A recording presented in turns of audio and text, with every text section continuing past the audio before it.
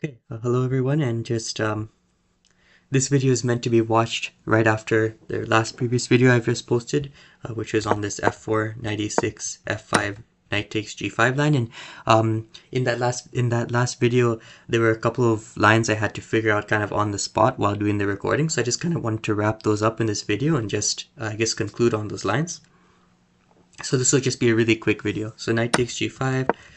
Just gonna show the best lines quickly and show just the wrap up. So knight f3 was the move over here. So previously I had g4 in, and then we figured out that that move was bad because of bishop b5, but now knight f3, which would transpose into it, just helps against bishop b5 because now the rook can go to e1. So after bishop b5, we have rook e1, g takes f5, e5, c6, knight f2, knight c7, g4, knight e6 check, king takes f5.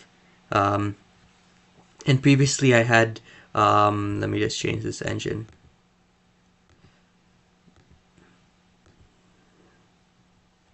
Okay, and because that engine, the Stockfish engine, actually doesn't work. Stockfish 17 doesn't really work with positions with lots of pieces on the board, so I have to change it to Torch 2. But yeah, basically, I think I had the main line in my last video just showing rook d5, which is playable, but after rook d5, we have g5, and white is better because they've been able to lock up the f6 pawn, and they're up 2 points of material because of the initial knight takes g5 sacrifice. So knight d4, which I did show in the last video, I just moved it up to the main line now because after knight takes d4, which white kind of has to play, because if they don't, well, here the queen can take, but if king g5, for example,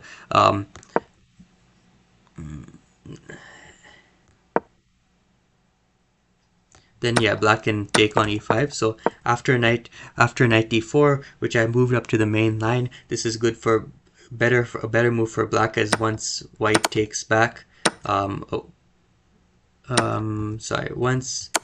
once white takes back, now black has defended the c3 pawn better, and white does get g5 in, but after c5 and bishop f3, this position is more closer to even, just because it's similar to the rook d5 line, but now black has a better hold over c3, and so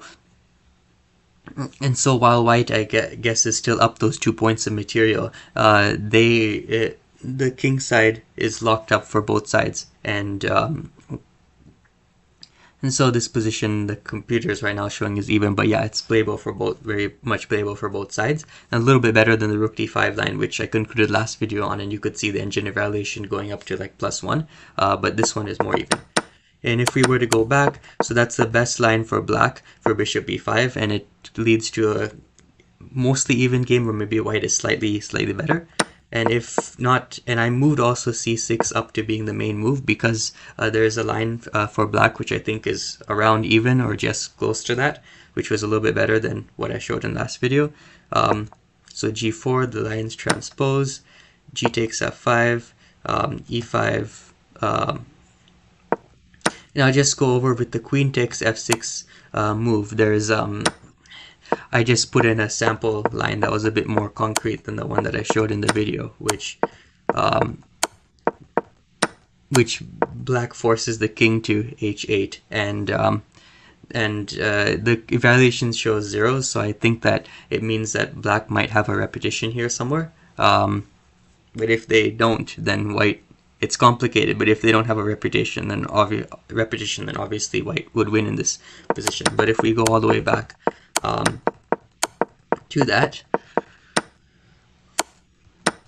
the main line, and I kind of improved on, well, this one I actually didn't input any new moves. It's just that in my analysis last video I didn't go far enough, so I'm just showing a few more moves than I showed. So I think I left it off in this position, or sorry, I left it off in rook f1, but I didn't show a couple more moves in this position that should be played, and they show a plan. And the plan in this position that I didn't show in the last video is that okay, so white is up a piece, and there should be better, but black has a way to win back that piece, which is bishop e6. So black intends to go to d5 and win this knight. And if the knight were to move, then in some lines black could take on f6.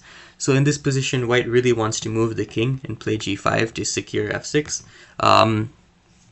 Also, the knight is planning to go to c7 and e8, to which point black would be able to take this knight and then take on f6.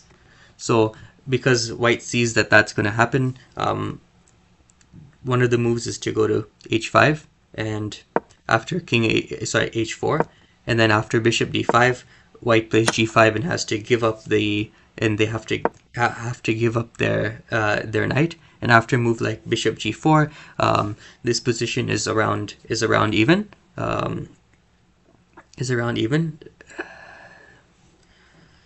And so if we were to, I guess, move back a couple of moves, though, I saw there was another move, is that there was knight g3. I remember seeing that. After knight c7, maybe there's knight h5, yeah. And after knight d5, bishop e2.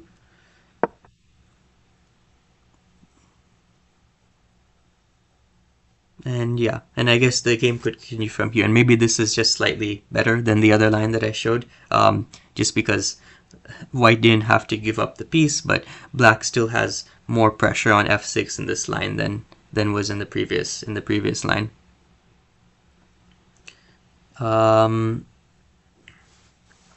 So that's all for that line. And yeah, I believe that is it. So yeah, I've just gone over sort of best play for both sides in both of the lines. I still think I would prefer this main line, just because white gets the f6 pawn protected in this line. However, black has 3 minor pieces and a rook. White has 2 rooks, 2 minor pieces. So so really the material is even, but white actually is kind of up in exchange. Although black's dark squared bishop is very, very strong, and their pieces could coordinate, but and white could eventually try to win the c3 pawn as well. So definitely playable for both sides.